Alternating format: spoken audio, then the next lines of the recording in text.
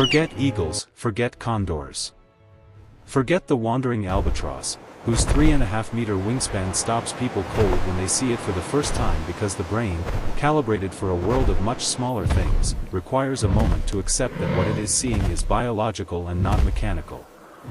Now stand in an open field 70 million years ago and watch something approach you on 4 limbs across flat ground. Its head is at the height of a giraffe's head, 5 meters above you. Its neck is longer than you are tall.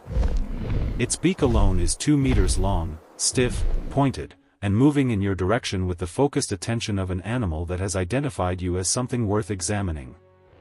You have approximately 3 seconds before it is close enough to make examination very uncomfortable, and then it opens its wings.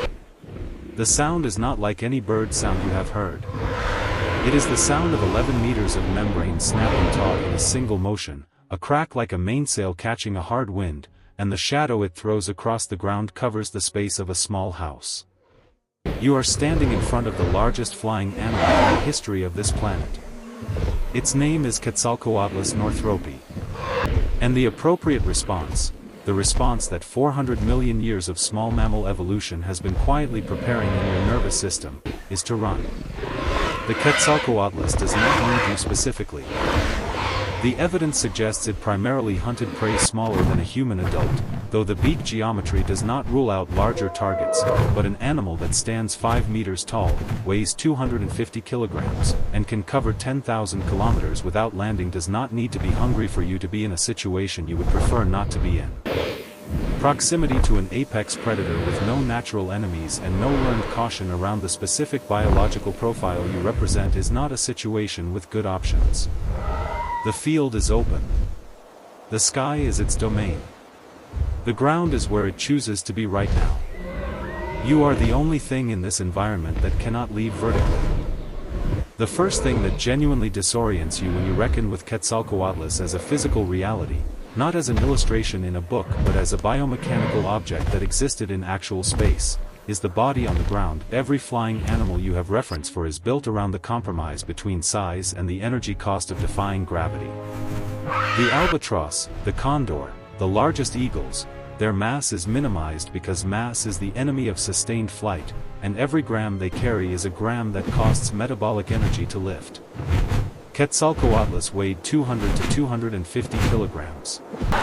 That is the mass of a large male lion. It was carrying that mass plus 11 meters of wing membrane plus a skull 2.5 meters long plus a neck longer than the average human is tall. By every intuition the modern world builds in you about the relationship between size and flight, this animal should not have been able to leave the ground. It left the ground better than almost anything that has ever flown. The launch mechanics, reconstructed from the proportions of its fossilized limb bones, involved all 4 limbs pushing against the ground simultaneously in a single explosive movement, a catapult, not a running start, that vaulted the entire body into the air from a standing position and had the wings at full extension within a fraction of a second. The forces involved would have been audible and visible from hundreds of meters away, the ground compression of a 250-kilogram animal converting its full muscular force into a vertical jump would have left a mark. Animals within a radius of the launch would have felt it. And then, within seconds, it was climbing on thermals, the rising columns of warm air that form over sun-heated ground, and within minutes it was above the cloud line at 4,000 meters, riding those thermals at speeds of up to 130 kilometers per hour toward a horizon that nothing else alive in that world could see. At altitude it was a different kind of machine entirely. The wing geometry, long, narrow, with an aspect ratio that aerospace engineers studying pterosaur flight have compared to a modern sailplane, was optimized for long-distance soaring with minimal energy expenditure. Once established on a thermal, Quetzalcoatlus could travel thousands of kilometers with almost no active muscle use, gliding between updrafts the way a ship moves between winds. Current estimates place its maximum non-stop range at 10 to 15,000 kilometers. The entire Atlantic Ocean, coast to coast, falls within what Quetzalcoatlus could cross in a single journey. Without landing. Without eating. Without stopping for water. The physiological endurance required for that kind of sustained travel represents an evolutionary achievement that nothing in the sky today approaches at anything close to this scale. 70 million years ago, the world it flew over was unrecognizable by any modern geography. North America did not exist as a continent in its current form. A shallow inland sea, the Western Interior Seaway, ran the full length of the continent from the Arctic Ocean to the Gulf of Mexico, dividing what is now the United States and Canada into two separate landmasses. The Rocky Mountains were young and actively rising, their profiles sharper and more dramatic than they are today, not yet worn by the glaciations that had not yet occurred. The eastern landmass was largely covered by vast coastal wetlands, warm, flat, perpetually flooded environments stretching for hundreds of kilometers, biologically dense in the way that only shallow, warm, nutrient-rich water environments can be. The air above all of it was warmer, more humid, and denser in oxygen than today's atmosphere.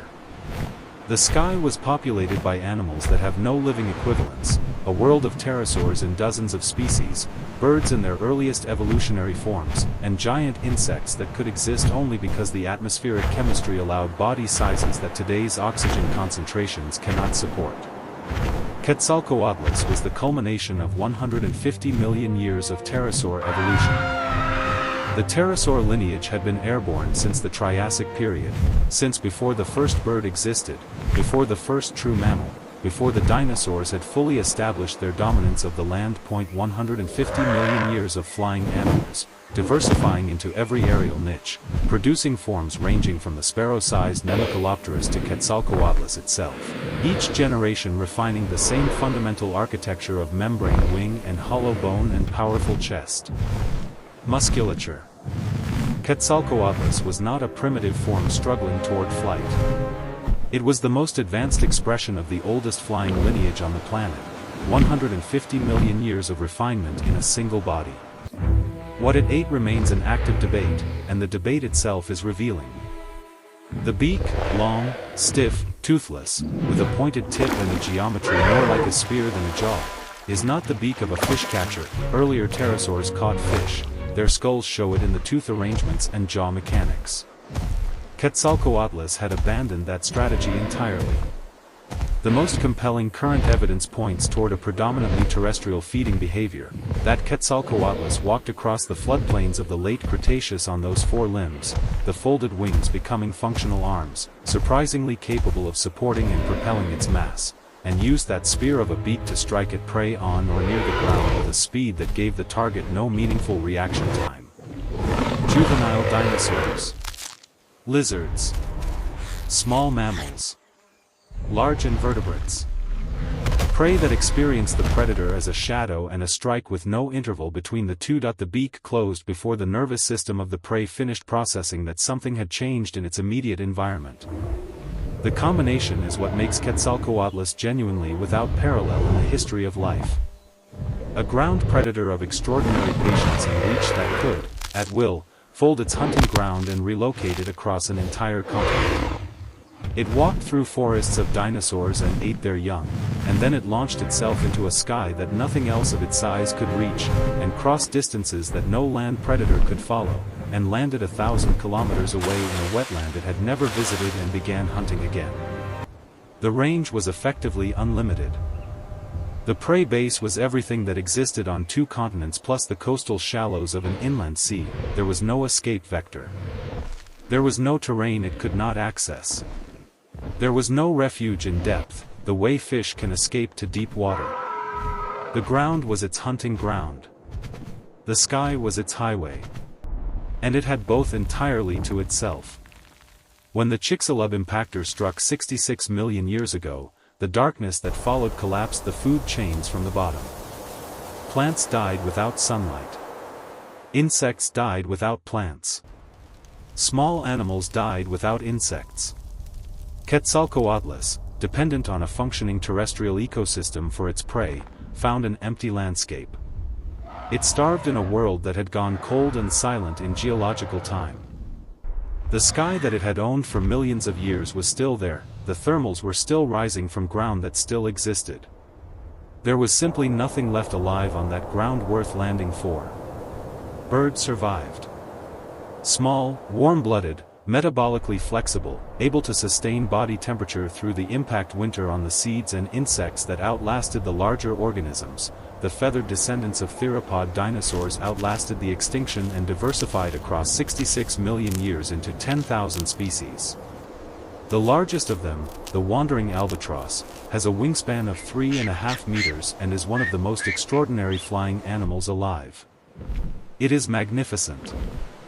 It is also less than a third of what Quetzalcoatlus was, in a sky that has had 66 million years to produce something comparable and has not done so. The thermals are rising right now over the same ground they rose over 70 million years ago. The physics of warm air over warm land does not change. The sky above any open landscape on a summer afternoon contains the same invisible architecture of updrafts and columns that Quetzalcoatlus navigated at 4,000 meters. The infrastructure is still there. What uses it has changed completely. And the sky that once held 11 meters of flying animal, patient on the ground, terrifying at close range, unreachable at altitude, has been waiting for something of that scale to return for 66 million years. Nothing has.